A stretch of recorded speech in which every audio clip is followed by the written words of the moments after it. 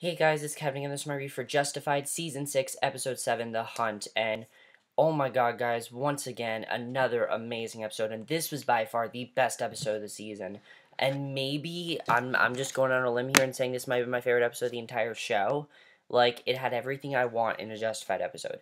Amazing character development, amazing scenes, great, so many reveals in this episode, and one of the things this episode did was it made some of the characters frightening. Like, there were some scenes that literally had me on the edge of my seat. I'll get to that, but wow, this episode was amazing, and just, wow, things are going to get intense from here on out. Let's just get into this episode because it was amazing, and I absolutely loved it, and so let's just get to it. So, Rachel shows the team the roadblocks they have for Walker, and she says they're chasing their dicks, but Tim says, that sounds strange, and excuse me, they have all the locals. Then Raylan says he has a thing and has to go. He tells her she told him to take 24 hours anyway. She asks why he wants out of the manhunt. He tries to act like he has PTSD, but of course she's not falling for it. I love it like she didn't fall for it. I love their dynamic. That's one of the things I've always loved about the show. Is dynamic between Rachel, Raylan, and Tim. It's so funny because like she knows him so well. She can tell when he's faking shit, and I love that. So she says to stay where she can reach him and to stay away from Walker if he finds him. So let's talk about Walker. Walker in this episode was legitimately frightening. I mean, before it was like, oh, Walker is just a guy who thinks he's tough and he's not really. But no, this episode, he was scary. Like, he was scary to watch. And he's sitting in the car and he's in pretty bad shape, of course, because of what happened with Choo Choo. We didn't really see what happened with Walker. I didn't know where they were gonna take Walker after what happened with Choo Choo. But what they did to him, just wow. He calls Seabass and Avery. They put him on speaker, and he says they have a bit of a problem. He says he needs an extraction, and Avery tells him to sit tight and says they'll get him to a doctor and asks where he is. Seabass says he's coming for him and asks if the car's GPS is active, and he says he's near Corbin, an abandoned church, and Seabass goes to leave, and Avery says they both know that's not where he is and says they can't get caught up in that horseshit. He offers Seabass a stack of cash, but he says it's not about money. And Avery throws some more cash out and says it's about loyalty and freedom, which kind of seemed to be the theme of this episode was loyalty and trust, and that really seemed to be the theme here. So he says the only one Seabass has to take orders from again is himself, and Avery says Walker is burned and there's nothing for him. And he tells Seabass to stay out of the fire that Walker started. He tells Seabass to lay low for a while since the whore can ID him. He asks if he can count on him, and Seabass takes the money, stacks of cash, and Avery tells him he's a good man. So basically they're turning against Walker, which I think interesting because now it kind of just seems like Walker's all by himself. So then we see Boyd, and this was the thing I was most looking forward to, of course, in this episode, because of the big review with Boyd last week. We know that we know what Limehouse was going to tell him in this whole episode.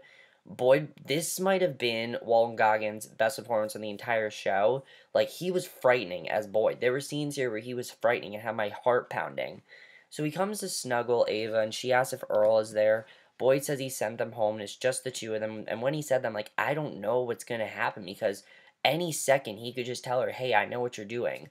And she asks why he has her suitcase packed. He says they're going to his father's hunting cabin in Bulletsville to take a break, and he says when he dug coal, he went up there at least once a week to get fresh air, and she asks if it will be just the two of them, and he says yes, then kisses her. She says it's so far away and asks if they can just stay home and watch TV. Boyd tells her he's not asking. He says to meet him in the truck in 5. He heads back upstairs. The whole episode, he just seems so intimidating, and we know why, because he knows what she's doing, and he's just trying to scare her so she'll just come out and say it. And I thought it really was just amazing what he was doing. Like, I never thought Boyd would react this way. I thought Boyd did what I thought he was going to do. He was going to show no reaction. But he's secretly hiding how he really feels, which I thought was awesome, was amazing. This episode also had the return of Winona, who I have to say, Winona, a lot of people don't like her character, but I think this episode made us really like her character because the dynamic between Raylan and Winona was so strong in this episode. And it might have been the strongest dynamic we've had from the two. Because since we haven't seen Winona since season 4, I believe, regularly, it was interesting to see Winona face to face because, you know, most times we've seen Winona in season 5 and season 6 so far, it's been over a Skype call. So it was cool to see Winona face to face with Raylan, which is something I've been looking forward to. So Raylan meets Winona in her hotel room. He says he's sorry for not meeting her at the airport. She says she took an Uber and it's okay. She hands the little girl over, and Raylan says he's not going anywhere, and I like that. That was basically a good way to start the episode because, of course, then it goes to the intro and everything. So, Carl calls down to Pig and asks Zachariah if he could still be alive. Yeah, he pushed him down a mine shaft. There's no way he's gonna be alive. Zachariah welcomes him to climb down. He says the ground isn't stable, and he says he thinks it's a 300-foot drop. Carl says he needs to call Boyd and tell him, and Zachariah says that's not the kind of news we'll deliver over the phone, which is true. You really shouldn't deliver things like that over the phone. Like, how do you get on the phone and say, yeah, I pushed Pig down a mine shaft. Like, how can you say that? You can't. He says you go in person just like they did when they worked in the mines, and Carl says Pig wasn't one of Boyd's own, but Zachariah says to chow him some GD respect. So Carl says he'll tell Boyd how and what he wants to Winona, and when he wants to. So Winona asks Raylan what he's missing being there, and he says nothing. And he asks how long she's in town, and she says a day or two. And she asks him to sit down and not freak out. She says Willa's doctor found something wrong with her heart. Now this I thought was really interesting because we don't know too much about Willa. We know that Willa was around in Winona's life, and Raylan. I thought Raylan was never even going to get a chance to see Willa. So just the fact that he finally got to see his daughter was just amazing. So she says Willa's doctor found something wrong with her heart, and it's a grade 4 heart murmur, and could be a congenial defect or one she grows out of. So they really don't know what's going to happen here. This could be something she's stuck with the rest of her life, which I know people like that. I know people who have heart problems. There are people that happens to. You can be perfectly fine, but you have to be careful. Like just have to be really careful with that. So she says she's there to get her test, and she asks if he's freaking out. He says he's not, and asks if she is. Raylan asks about her mother, and Winona says her mother's driving her into the ground with Mommy and Me classes, and would be amused that Raylan is interested. And he says he's only pretending to be interested. He wants to hold his daughter and takes her from Winona. And she then says her mom wants to set her up on a date with a guy named Randy. Raylan asks if she's going to go, and she says she's still thinking about it. She says they also have to figure out their custody arrangements. Because, of course, they're not together. They act like they're together, I have to say. Even though Raylan and Winona are not together, every time they talk, they act like they are in a relationship.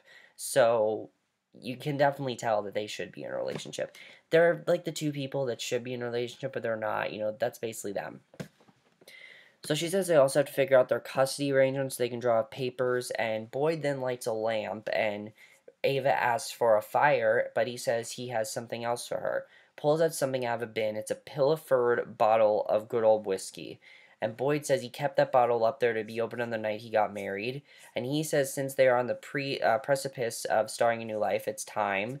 She asks shouldn't they wait to drink, but he tells her to drink a shot with him now. He says she'll have one, and they drink it down, and he asks to see her ring, and he says it's beautiful. She says her fiance did good, and Boyd says his parents were married right there in front of that fireplace, and it got him to thinking they should write their own vows, something straight from the heart. And this whole time, it's so intense, because I'm just like, what is he about to do here?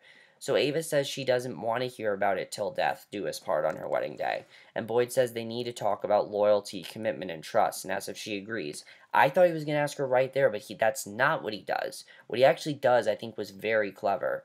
He says his parents had to obey in their wedding vows, and says his dad brought it up every time he hit his mother. And Ava says Bowman never made excuses. Boyd says he never found a reason to hit a woman, and she asks what if she didn't have his dinner ready, or if she looked at a handsome man, and she asks if he'd hit her, then promised that it wouldn't happen, and he asks if he's ever hurt her. She says Bowman was sweet as candy till they got married. He says he's not his brother, and I like that he says that to her, that he's not his brother, and she says he's a Crowder, and forced her to come up there and forced her to drink. Because if you think about it, I mean, there are two reasons why Ava's doing the CI thing. One, because, of course, she wants to get out of jail and everything. Two, because she's always been kind of scared of Boyd. She has been, and that definitely shows in this episode, and I think they did a very good job of showing that, because I don't think we've really got enough of that. We had the sweet side of Boyd. This episode, we got the scary, dark side of Boyd, which I really like seeing. So, they get pretty feisty. He forces her to drink. He asks if it would make her feel better to hit him, And I like that he said hit me. He doesn't hit her because he's not like that. And Boyd's a gentleman. He doesn't hit women. So she slapped him twice, and then he wraps his hand around her throat. And this was I had no idea what was gonna happen here. Like my heart was pounding fast. There were so many scenes in this episode where I was like that. She says his name, and he stops, and they start making out passionately and end up having sex. That was pretty crazy, I have to say. I mean, talk about a crazy relationship. That was pretty crazy. So then we get what might just be the grossest scene in this entire show. Like, I could not watch this scene. Walker shuts himself in a public restroom, peels his shirt off, sees he was shot in the shoulder, and of course he knows that the hospital is not coming for him, so he's going to try to fix himself. He's going to try to get himself his own surgery, which he had a bulletproof vest on that protected him to some extent, which was good, but he takes out his knife, digs out the bullet. It's so, like, there's this montage going. It's hard. It's a very hard scene to watch.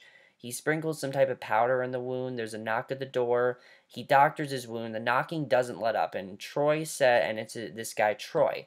Troy says he hears him in there, and Walker asks if they're fraternity brothers, and he asks what college they went to. And Troy says it was FU.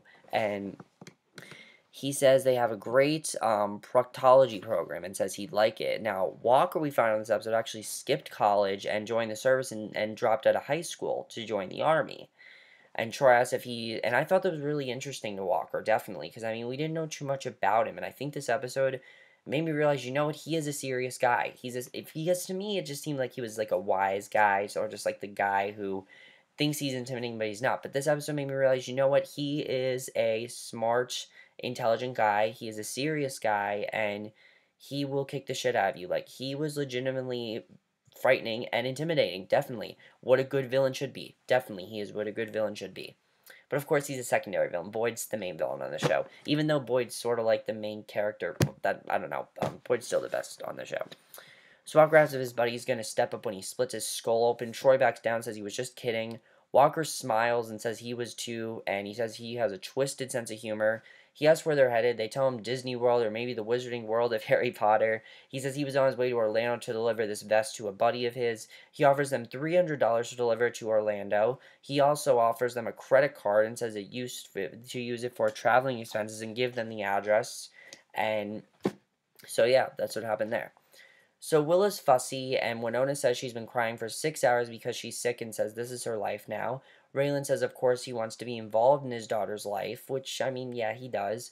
And Winona says this is his daughter's life, and Winona asks what he wants, because, I mean, he's not really doing much, really. He's just talking to Winona, and she kind of just feels like she's doing all the work, and he's just there. And I think with Winona, the thing is that she's just stressed out. I mean, he hasn't been there for 2 years. She's been worried sick about him. And a lot of people find Winona annoying. I really sympathize during this episode, though, because, I mean, you can understand why she's so upset at him. She hasn't seen him in a while, and she truly does care about him. So Winona says it's 3 a.m. She has a demon child that won't stop crying. She shuts the bathroom door in his face. I mean, she's pissed. So Ava lies in bed asleep, and Boyd gets dressed and wakes her. He says they're going hunting. When he said that, I'm like, I don't know what that means. Like, I thought something bad was going to happen. He says he has the coffee going. He tells her to get up, and that was just... Every scene with Boyd is, like, so intense in this episode. So Winona dresses fussy Willa when Raylan comes in with coffee. He says to let him take Willa out for a drive while she gets some sleep, and he takes her and walks out of the hotel room. And then we see Avery at the marshal's office, and Art was in this episode, which was awesome. I love seeing Art still in the show, even though Art's not part of the, marshal, even though Art's not a U.S. Marshal anymore. I love seeing that Art's still a part of this show. Because, I mean, Art's Raylan's best friend, so obviously he's going to be part of the show. So Art comes in to talk to him, and Avery asks if he's closer, and Art says he's just a POD, which is a plain old detective. I thought that was really funny. That should be an actual position, a plain old detective. I want to make that an actual position. That'd be awesome. He asks Avery's name. He then says he passed him one day in a courthouse on the day Avery was acquitted after he paid off a job. And Art says he heard Avery snagged Catherine, then asks about Grady being killed in prison, and Avery says he heard it was suicide, and Art says that it was the same time Simon Poole got his head shut off, kind of implying that Catherine's lying to him, and he asks Avery who Simon Snitch might have been. And Avery asks if he's calling him a murderer or a rat, and Art says neither. He says it wouldn't make sense for him to kill both Simon and Grady if he was just gonna run off and leave Catherine. So Avery says it's hard to do. He says he loved her. Now Catherine's not in this episode, but we do see more of like what his actual plan is here.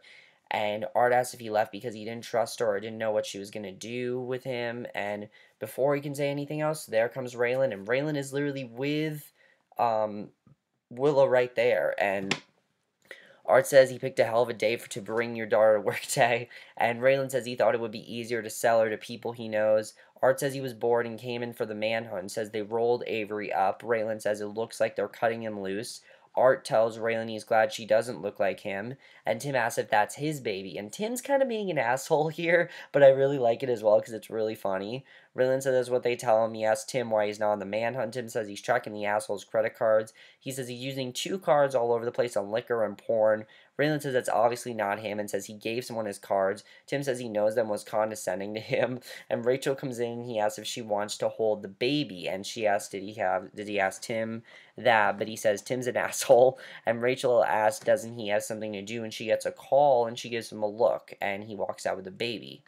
So Walker's then in the car that stopped with a smoking engine by the side of the road, curses at the car, sits down on a rock, cocks a gun, and thinks. When he cocked the gun, I'm like, is he gonna like kill himself? Because there was a part where I'm like, I feel like he's contemplating suicide because you don't really know what direction he wants to take. I mean, no one's working with him. He knows the ambulance isn't coming. His life doesn't have much direction. There was a part there where I just thought he was just gonna pull it and end his life because last week's episode focused on Choo Choo so much, and then Choo Choo died, that I thought Walker was going to end this episode.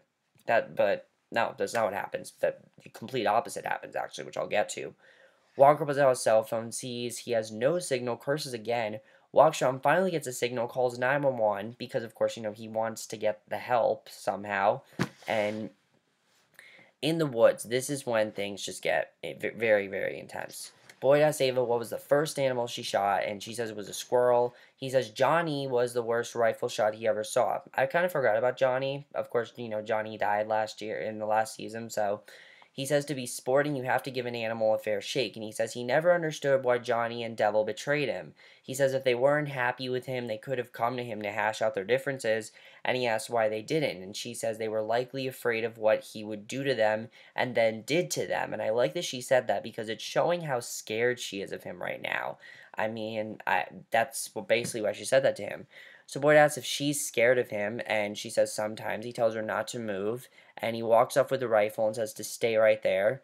She calls out to him, but he walks off. She looks around, and she hears a gunshot and screams. First of all, she's worried about his safety, of course.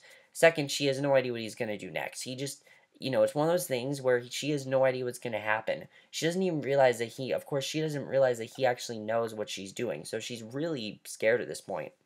So she's screaming, he laughs, he says he heard, he got the first hog of the season. He says to stay put while he goes to get his truck and says they're going to have pork tonight. She's clearly terrified to be out there with him. You can tell she is. So the whole scene, though, was just such a crazy scene, and I loved it.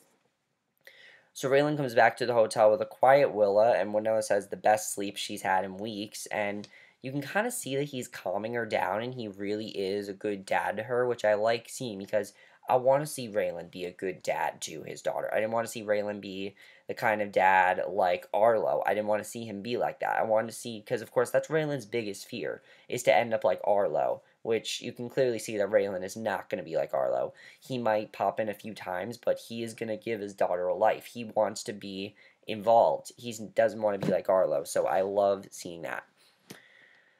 So she says she loves her baby girl more when she's quiet. She asks where he went. He says he drove around, went to the park, but Winona says the office called and said he left her pacifier there. She says he didn't have to lie, and he says he shouldn't have left that part out, and she thanks him for watching Willa and says she really needs the rest, and after Willa falls asleep, she says she didn't just come about Willa's heart. She says the worry got her thinking, and she says she used to lie awake in bed when he was out doing his thing, so she would get worked up worrying that he was never going to come home again. And I thought this was just such a great speech. Really sums up how Winona's felt these past few seasons. And She used to worry that he wasn't going to come home, and she says that seemed unbearable and unfair, and she now lies awake by Will and listens to her breathe, and knows he's not coming home, and says that's certainty. She trails off and says she liked it better the first way. And I thought that was a very good line when she said that because of course, I mean, before she was kind of skeptical, but now she knows that he's not coming back and she wants him to come back. She really does. And I love what she says to him because I mean, I it's unrealistic what she wants, but you know that he wants to do this for her. She says she loves him and misses him and wants him to come home no matter where that home is. She says she wants him by her side, raising their daughter if he wants it. She says he can be with her and still be with him if that's something he wants, and you're not sure what he's going to say. I didn't know what he was going to say. He doesn't get a chance to think, though, because then his phone buzzes, and Rachel calls and says Ava's up in Bulletville, asks if she would go up to his cabin, and he says the magic 8 ball says ask again later about this. He's like, I don't care, ask me later because he does want to answer her. So Rachel tells him to get there when he can. He ends the call, kisses Winona, basically telling her that yeah, he does want to be in her life.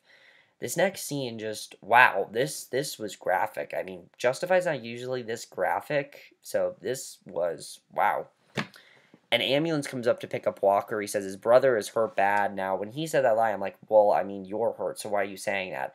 Because he claims that his brother was in a hiking accident and split his head. And he says his brother was hiking, fell, there's a lot of blood. They tell him they need to call a chopper, but he says it's not needed. The guy prepares a shot and tells Walker it's antibiotics, but he recognizes it's a sedative, grabs it, puts the shot in the EMT. Then when the guy tries to get up, he shoots him, and the other guy says he can take the kit and get away. This scene, Walker literally, this is what an awesome villain does. Like, Walker was a very intimidating villain here. Walker goes nuts, says he's had a day, shoots that guy too, splatters blood on the ambulance, grabs the EMT's kit, and walks off. So I don't know what he's going to do now because that's the last thing we see of Walker. What Walker I think is going to do is try to treat himself, but Walker definitely now is definitely going to be a very intimidating villain, and I can't wait for it because I loved seeing that. And then we get to my favorite scene in the episode. Oh my god, Joelle Carter and Walton Goggins in this scene was just a perfect scene. Everything about the scene was perfect and just amazing. Ava and Boy are sitting by the fire in the woods. He roasts the pig. She says she's not hungry, but he says he's famished. He asks Ava if she believes in God, and she asks why he brought her up there. He says to spend time with her, and she calls bullshit and says to stop dancing around when he has to say, because she can tell he's hiding something. I mean, he's been acting awkward and frightening the whole time, and she wants to know what's up. I mean, more frightening than usual. So her phone rings, and he asks if it's her salon calling again. And he tells her straight out that she knows she's been lying, and he knows she ran and went to see Limehouse and someone helped her escape Earl. And he says all that, and he found Raylan sitting in her goddamn kitchen. Now, what he thinks is going on is that she's having an affair with Raylan. That's what he thinks. He asked her to say what she has to say, and she tells him straight out that she's Raylan's CI, and she says she sold him out, and he's disgusted, and he pulls a gun out of his waistband. I'm like, no, don't kill Ava. Please, don't kill Ava. I legitimately thought he was going to kill her. I did. When he's pointing that gun at her, my heart was like this. The whole scene just... That was my heart. I could not, like... I did not know what was going to happen here. And I'm just like, no, don't kill Ava. Please. If you know it's good for you, you're not going to kill Ava. She backs away, and she says he left her in prison, did nothing for her, was going to cut her a deal, but took a clean slate for himself, and was going to leave her to die in prison.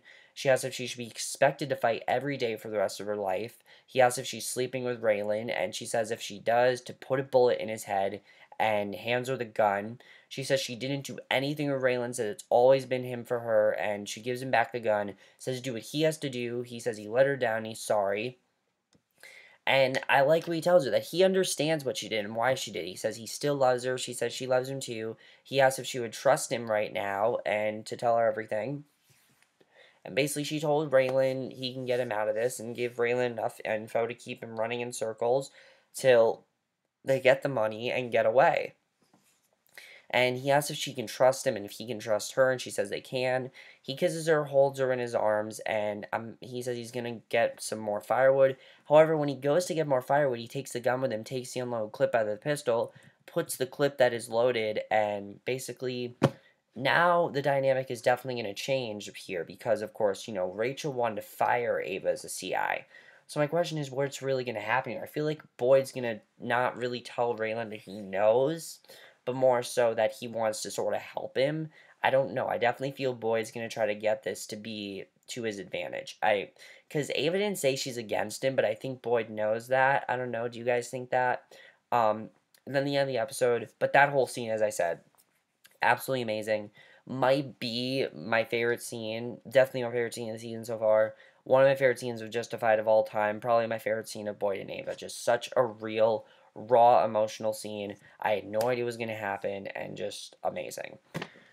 So Winona asks Raylan if he's really gonna listen to her, and Raylan says they have to do it. He says he gives them 51-49 shot, and she asks him which way. He kisses her and then kisses Willa. He says she'll see him soon, and that's how the episode ends. So overall, guys, amazing, amazing episode. So much stuff happened this episode. First, I have to talk about Boyd and Ava. I don't know what is going to happen now between these two, but it is definitely going to change now for Boyd and Ava, for the better or worse, definitely. I don't know what's going to happen, but definitely the dynamic between Raylan and Ava is going to change. I don't know if Ava's going to stay as a CI. I don't think she should, because now Boyd knows, so why should she stay that way? I don't know, but I'm definitely interested in seeing what's going to happen there. Raylan. Is Raylan going to really agree to be with Winona? I think he did agree to it. I mean, he kissed her and everything. Was that a goodbye kiss? I don't know. So, what do you guys think? Do you think that he's going to be Winona, or is he going to give Winona her own life? Because, I mean, I think he wants her to be happy. I think that's really the bottom line of all this. Raylan, whatever he wants, yeah, he loves his job, but he loves his family too. His family matters to him. He wants her to be happy. He doesn't want to end up like Arlo, so he wants to do whatever he can to make her happy. What that is, I don't know what's going to happen there, but we'll see.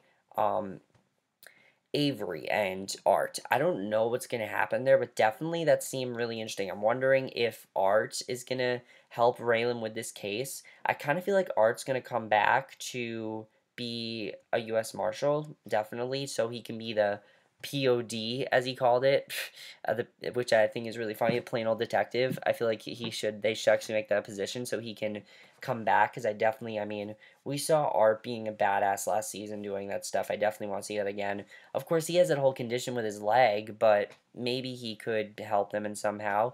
I just feel like he's going to, he had so much focus on that team that I definitely feel like he's going to help them out. Let's talk about Walker.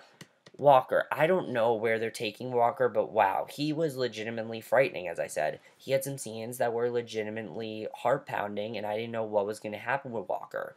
I don't know if Walker is going to go out on his own, but as Avery said to Seabass, that they might just go against Walker, and Walker's going to be out on his own. Walker's going to do his own thing, which I feel like is where they're actually taking this, which I find very interesting if that's where they're taking this, because I think that could be very interesting. I definitely want to see how that dynamic goes, because that's something that I'm definitely looking forward to. I'm definitely interested in seeing how that's going to go overall. Is Raylan going to find out that Ava told Boyd? I would need to know that. Is Raylan going to find out? I don't know. Is Rachel going to find out? Of course, Rachel didn't bring up the idea to Raylan of firing Ava from being the CI because, she wasn't doing anything. Maybe Boyd's going to help her out somehow. I just don't think Boyd realizes that it's against him. I don't know if he realizes that yet, but we'll see what happens there. But overall, guys, by far the best episode of the season. Such a real episode. Everything in this episode felt real. And one of the things I love is that there was no, there was the action scene with Walker, but besides that, there was no real action, but it was so intense because of conversations. You didn't know what was going to happen in certain conversations. You didn't know how certain things were going to end up, and I love that. Well, that's my review. Hope you guys enjoyed it. I'll see you guys in my next video. I cannot wait for next week's episode, and I'll see you guys in my next video, which will be my review for the mid-season premiere of Agents of S.H.I.E.L.D., which I cannot wait to watch, and I will definitely see you guys for that. Okay, bye.